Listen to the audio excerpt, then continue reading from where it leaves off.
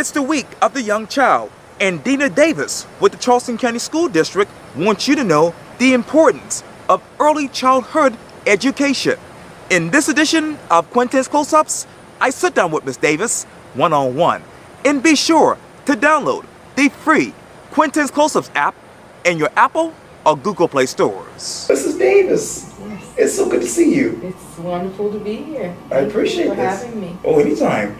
I know Miss Michelle Williams reached out to me on Facebook. One of our wonderful teachers. Oh, yes, indeed. Here at St. Clyde with her Head Start. And she wanted me to talk to you about the week of the young child.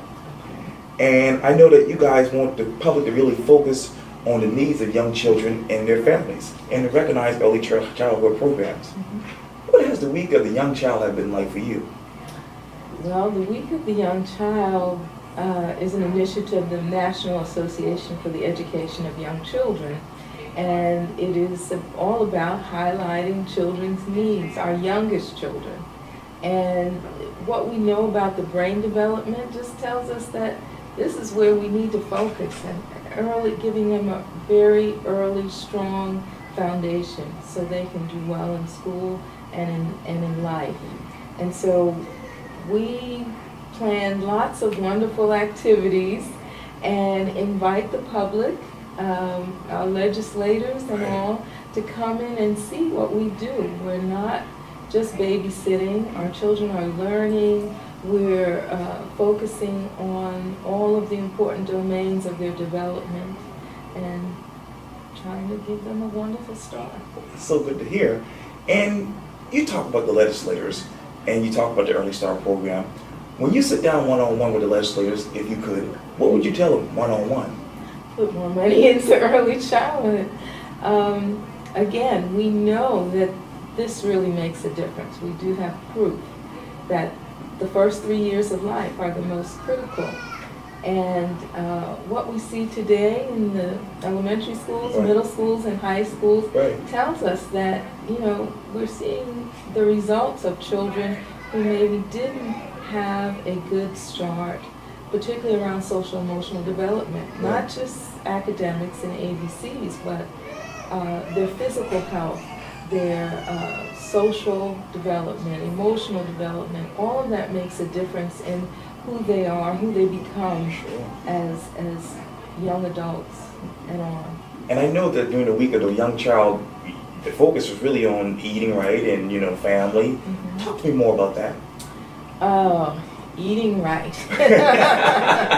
My staff knows that that's one of my top things. Yes.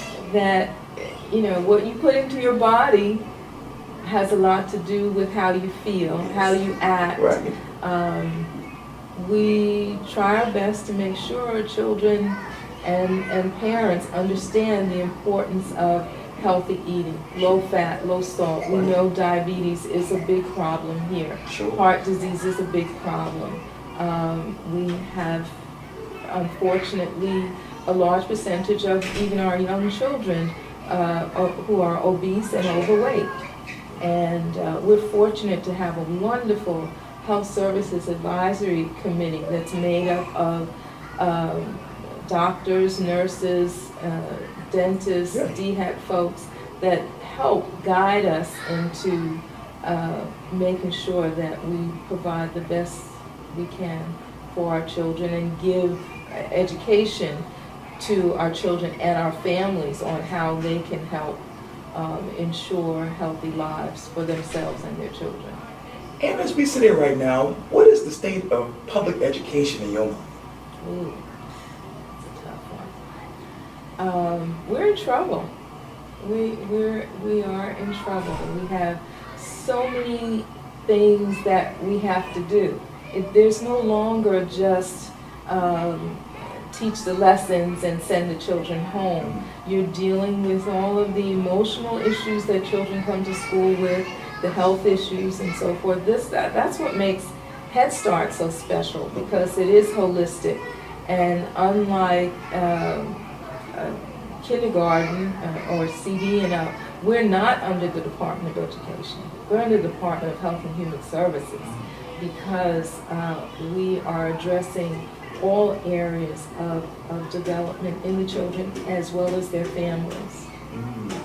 And you know, obviously, as people watch this particular interview, they want to know, who is Mrs. Davis? Oh boy. How would you describe you? I'm a lifelong educator. My love has always been children and families, and in every facet of my life, I have somehow worked for the betterment of children and families and the communities in which I've lived. I love learning. I want my staff and my children and my families to love learning and just be the best people they can be. And that's it. Oh yeah, that's perfect. That's fine. Well, Mrs. Dena Davis, thank you so much for your time. I really, really appreciate this. Thank you. Thank you for having me. It's been a pleasure. Likewise. All right.